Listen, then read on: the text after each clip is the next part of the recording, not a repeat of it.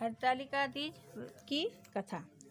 जिनके दिव्य केशों पर मंदार आग के पुष्पों की माला शोभा देती है, जिन भगवान शंकर के मस्तक पर चंद्र और कंठ में मुंडों की माला पड़ी हुई है, जो माता पार्वती का दिव्य वस्त्रों से तथा भगवान शंकर की दिव्य दिगंबर वेश धारण किए हैं, उन दोनों भवानी शंकर को नमस्कार करता हूँ। कैलाश पर्वत के सुंदर शिखर पर माता पार्वती जी ने श्री महादेव जी से पूछा कि हे महेश्वर, मुझसे आप यह गुप्त से गुप्त वार्ता कहिए, जो सबके लिए सब धर्मों से भी सरल तथा महान फल देने वाली हो। हे नाथ, यदि आप भली भांति प्रसन्न हैं तो आप उसे मेरे सन्मुख प्रकट कीजिए। हे जगन्नाथ, आप आदि मध्य और अंत रहित हैं, आपकी माया का कोई पार नहीं है। आपको मैंने किस भांति प्राप्त किया है, कौन से व्रत तप या दान के पुण्य फल से आप मुझको वर रूप में मिले। श्री महादेव जी बोले, हे देवी, यह सुन, मैं तेरे सन्मुख उस व्रत को कहता हूँ जो परम गुप्त है। जैसे तारागणों में चंद्रमा, ग्रहों में सूर्य, वर्णों में ब्राह्मण, देवताओं में गंगा, पुराणों में महाभारत, वेदों में सामवेद और इंद्रियों में मन श्रेष्ठ है, वैसे ही पुराण और वेद सब में इनका वर्णन किया है, जिसके प्रभाव से तुमको मेरा आधा आसन प्राप्त हुआ। हे प्रिय, उसी का मैं तुमसे वर्णन करता हूँ, सुनो। भाद्रपद भादो मास के शुक्ल पक्ष के हस्त नक्षत्र संयुक्त तृतीया तीज के दिन इस व्रत का अनुष्ठान मात्र करने से सब पापों का नाश हो जाता है।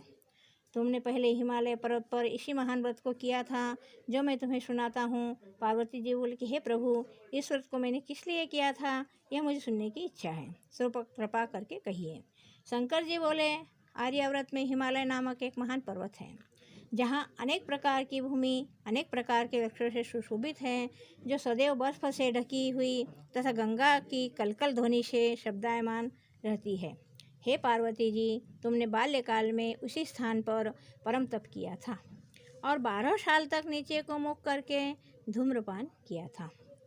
जब फिर 64 वर्ष तक तुमने बेल के सूखे पत्तों का भोजन करके तप किया था और माघ के महीने में जल में रहकर तथा वैशाख मास में अग्नि में प्रवेश करके तप किया। श्रावण के महीने में बाहर खुले में निवास करके अन्न त्याग कर तप करती रही। तुम्हारे उस कष्ट को देखकर तुम्हारे पिता को बड़ी चिंता हुई। वे चिंतातुर होकर सोचने लगे कि मैं इस कन्या को किससे शादी करूं।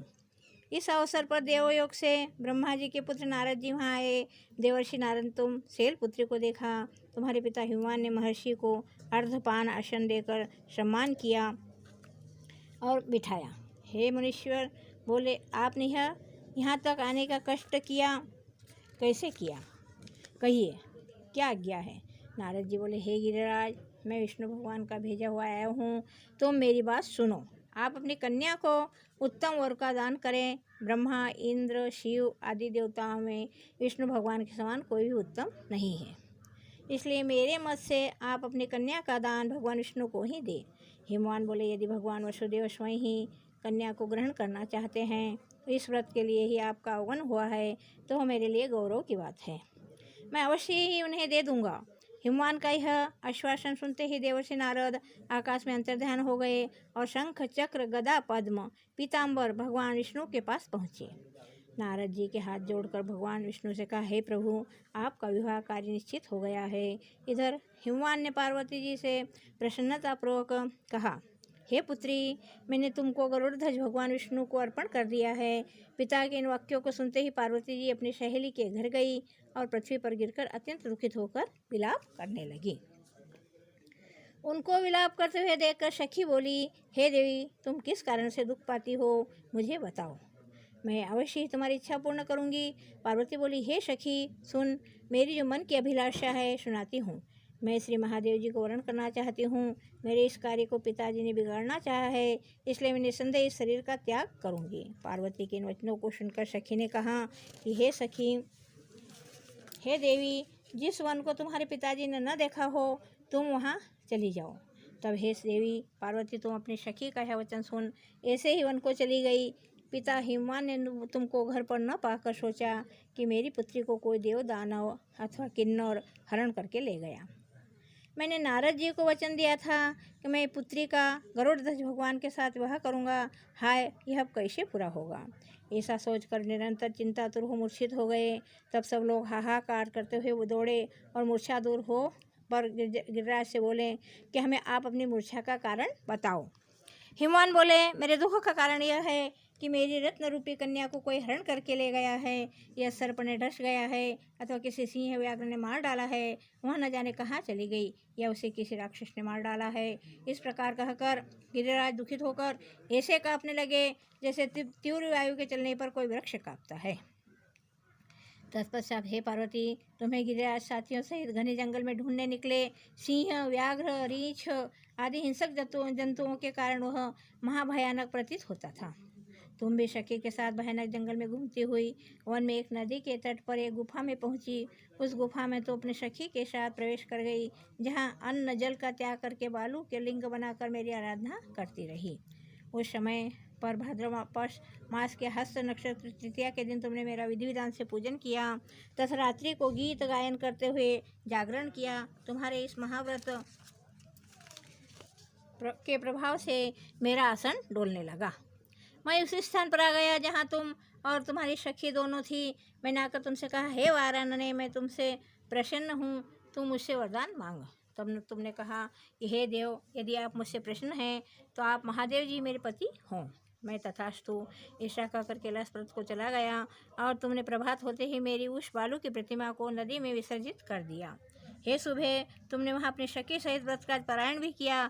इतने में तुम्हारे पिता हिमवान भी तुम्हें ढूंढते ढूंढते से घने वन में आ पहुँचे। उस समय उन्होंने नदी के तट पर 2 कन्याओं को देखा तो वे तुम्हारे पास आ गए और तुम्हें हृदय से लगाकर रोने लगे और बोले, बेटी तुम किस सिंह व्याघ्रादि युक्त घने जंगल में क्यों चली आई? तुमने कहाँ से कहा, हे पिता, मैंने पहले अपना शरीर शंकर जी को समर्पित कर दिया था, किंतु आपने इस विपरीत कार्य किया, इसलिए मैं वन में चली आई। ऐसा सुनकर हिमवान ने तुमसे कहा कि तुम्हारी इच्छा के विरुद्ध यह कार्य नहीं किया करूँगा। तब वे तुम्हें लेकर घर को आए और तुम्हारा विवाह मेरे साथ कर दिया। हे प्रिय, उसी व्रत के प्रभाव से तुमको मेरा अर्धासन प्राप्त हुआ। इस व्रतराज को मैंने अभी तक किसी के सन्मुख वर्णन नहीं किया। हे देवी, अब मैं तुम्हें यह बताता हूँ कि इस व्रत का यह नाम क्यों पड़ा। तुमको सखी हरण करके ले गई थी, इसलिए हरतालिका नाम पड़ा। पार्वती जी बोले कि हे स्वामी, आपने इस व्रतराज का नाम तो बता दिया, किंतु मुझे इसकी विधि एवं फल भी बताइए, इससे किस फल का प्राप्ति होती है। तब भगवान शंकर जी बोले, स्त्री की जाति के तुम व्रत की विधि सुनिए। सौभाग्य की इच्छा रखने वाली स्त्रियां इस व्रत को विधिपूर्वक करें। केले के खंभों से मंडप बनाकर उसमें अंदर सुशोभित करें। उसमें विविध रंगों के उत्तम रेशमी वस्त्र की चांदनी ऊपर तान दें।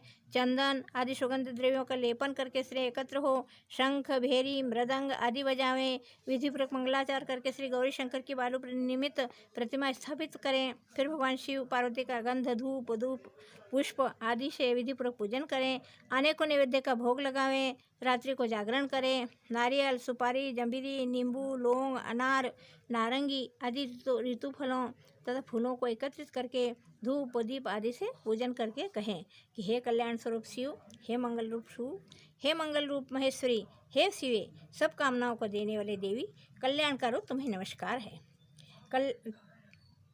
तुम्हें कल्याण माता पार्वती, हम तुम्हें नमस्कार करते हैं। भगवान शंकर जी को सदैव नमस्कार करते हैं। हे ब्रह्मरूपिणी, जगत को पालन करने वाली माँ, आपको नमस्कार है। सिंहवाहिनी, मैं संसारिक भय से व्याकुल हूँ, तुम मेरी रक्षा करो। हे महेश्वरी, मैंने इसी अभिलाषा से आपका पूजन किया है। हे पार्वती माता, आप मेरे ऊपर प्रसन्न हो कर मुझे सुख और सौभाग्य का प्रदान कीजिए। इस प्रकार के शब्दों से द्वारा उमा सहित शंकर जी का पूजन करें। फिर विधिवत पर कथा सुनकर गौ, वस्त्र, आभूषण आदि ब्राह्मण को दान दे। इस प्रकार व्रत करने से वाले को सब पाप मिट जाते हैं। जो स्त्रियाँ इस व्रत को मोहवश नहीं करती है, वह आज के दिन जल पीती है और जोक होती है। जो आज फल खाती है वह बंदरिया होती है। जो आज मिठाई खाती है वह मक्खी होती है। जो पानी पीती है वह जोक होती है। और जो आज मांस खाती है वह सिंहिनी होती है। और जो स्त्रियाँ आज भोजन करती है वह शूकरी होती है और 7 जन्म तक विंध्या होकर ब्रह्मलोक को जाती है। हड़ताल की तीज माता की जय। हमारे इस चैनल को सब्सक्राइब